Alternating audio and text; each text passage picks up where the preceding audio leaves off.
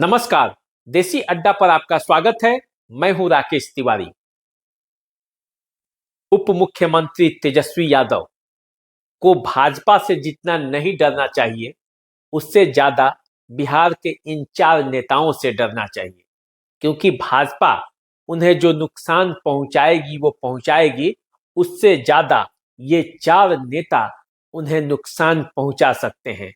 अगर तेजस्वी यादव को 2025 में बिहार का मुख्यमंत्री बनना है तो इन चार नेताओं पर उन्हें निगरानी रखनी होगी और ये देखना होगा कि इन चार नेताओं का काट उनके पास क्या है। क्या तेजस्वी यादव इन नेताओं को अपने साथ मिला लेंगे या फिर इनका कोई और काट ढूंढेंगे। अगर ऐसा नहीं कर पाए तो यकीन मानिए 2025 के चुनाव में ये चारों नेता तेजस्वी यादव को भारी नुकसान पहुंचा सकते हैं। अब ये नेता कौन कौन है? सबसे जो पहला नाम इसमें आता है वो है ओवैसी। पिछले चुनाव में भी ओवैसी ने सीमांचल में 5 सीटें पाई थी।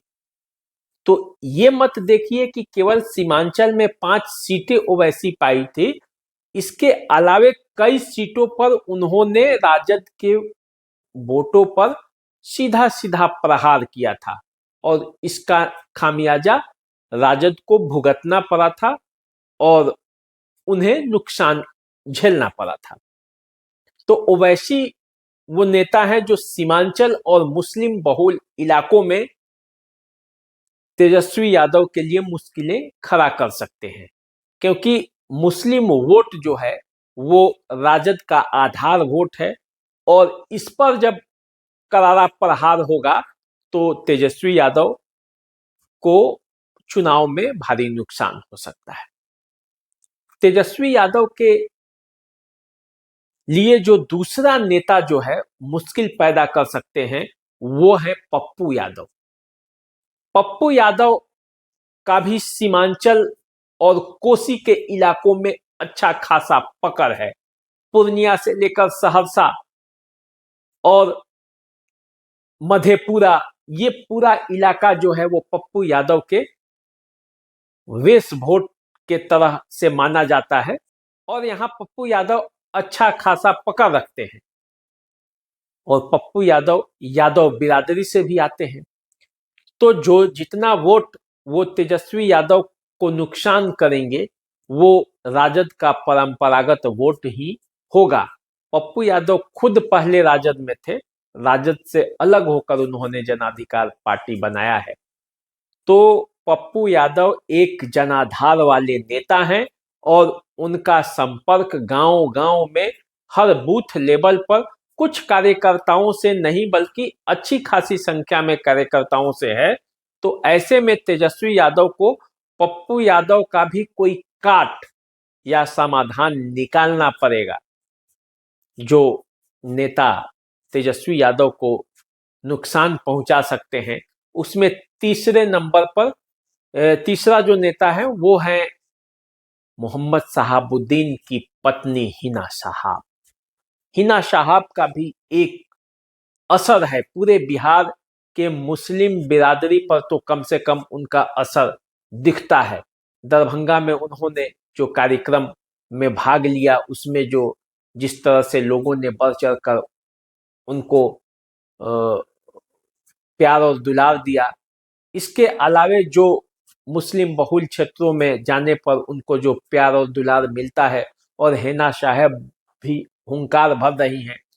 तो यदि राजद उन्हें टिकट से वंचित करता है और हिना साहब ने तेजस्वी यादव के खिलाफ चुनाव प्रचार कर दिया तो ये भी राजद के लिए एक खतरे की घंटी हो सकती है, क्योंकि तब ओवैसी और हिना साहब मिलकर राजद के आधार वोट मुस्लिम वोट बैंक पर छापा मारेंगे और उनके छापा मारने से होगा ये कि जैसे ही तेजस्वी यादव का आधार वोट बैंक खिसकेगा फिर बाजी पलटने लगेगी। उधर पप्पू यादव भी यदि यादव मतों को काटने में सफल हो गए तो फिर समझिए कि क्या होगा। चौथा नेता जो है बिहार का, जो नुकसान पहुंचा सकता है तेजस्वी यादव का, उनका नाम है मुकेश सहनी, सन ऑफ मल्लाह। मल्लाहों में अच्छी खासी पकड़ धीरे धीरे मुकेश सहनी की बनती गई है और दिन प्रतिदिन उनका अपने वर्ग में एक अच्छा खासा पकड़ होते जा रहा है।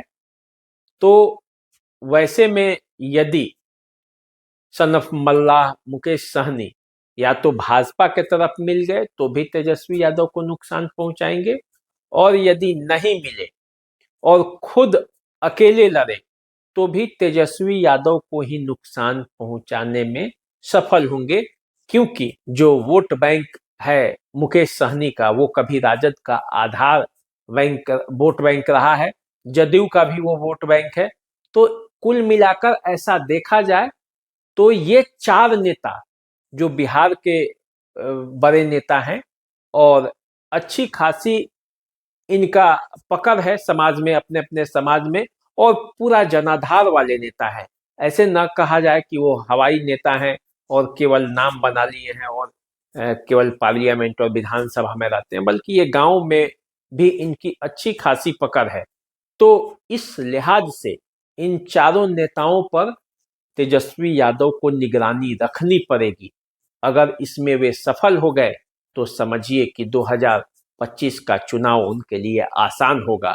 यदि नहीं सफल हुए इन लोगों का कोई न कोई समाधान करने में, तो समझिए कि भाजपा के साथ जो उनका मुकाबला होने वाला है उसकी तस्वीर क्या होगी, वो पता चलेगा 2025 के चुनाव में। 2024 उसके पहले चुनाव है, उसमें ही ये टेस्ट हो जाएगा और तेजस्वी यादव चाहे तो जांच परख सकते हैं और ये देख सकते हैं कि इन चार नेताओं को छोड़ने से और उसको पकड़ के रखने से उन्हें क्या फायदा मिलेगा। चलिए, इसी तरह के अन्य मुद्दों पर हम फिर आपसे मिलते रहेंगे, बातें होती रहेंगी।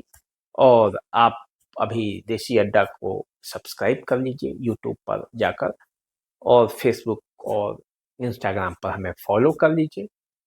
दीजिए इजाजत, नमस्कार।